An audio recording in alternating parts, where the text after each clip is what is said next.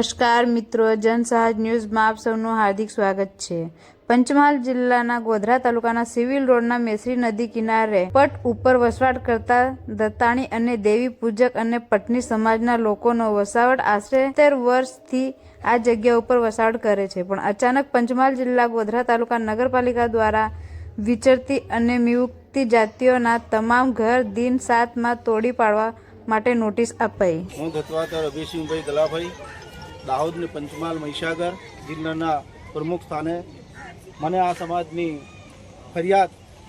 મારા સુધી આ કાને આવી ત્યારે મારે સ્થળ ખાતરી કરી મુલાકાત લેવાની થઈ ત્યારે હું આપ ગુજરાત અને કેન્દ્રીય સરકારશ્રીને આહવાન કરું છું। મોદી સરકારના નેતૃત્વની અંદર દરેક જગ્યાએ 100 ચોરસ પ્લોટ મળે છે અને મોદી સાહેબ અપાવે છે અને ગુજરાતના મુખ્યમંત્રી આની અંદર ઘણા બધા સાહસ ખેડી અને આપે છે, જેતા નીચેના પાયાના જે સરકારી કર્મચારીઓ આ લોકોને ગેરમાર્ગે દોરો છે એ વસ્તુ મને માટે શોભતી નથી। જેના માટે આપ સરકારશ્રીને હું આહવાન કરું છું કે આ લોકોને 100 ચોરસ વર્ષ જમીન મળવી જોઈએ, એમના નિવાસસ્થાન જોઈએ, એમના ધંધા રોજગારથી માંડીને બધા આ બાળકો એટલા કરે કે આપણને દયા દાખવે એવી, તો હું સરકારને એમ કહું છું કે તમને દયા દાખવતી નથી, તમે બાળ બચ્ચી વગરના છો। આ રીતે હું સાહેબ સરકારશ્રીને આહવાન કરું છું કે આ લોકોને જે બી માંગ છે તે સરકારશ્રી તાત્કાલિક ધોરણે તત્કાળમાં અમને પૂરી પાડે તેવી આશા સાથે હું મારા વ્યક્તિઓને પૂર્વત કરું છું। જય હિન્દ, જય ભારત, જય જય ગબરી ગુજરાત।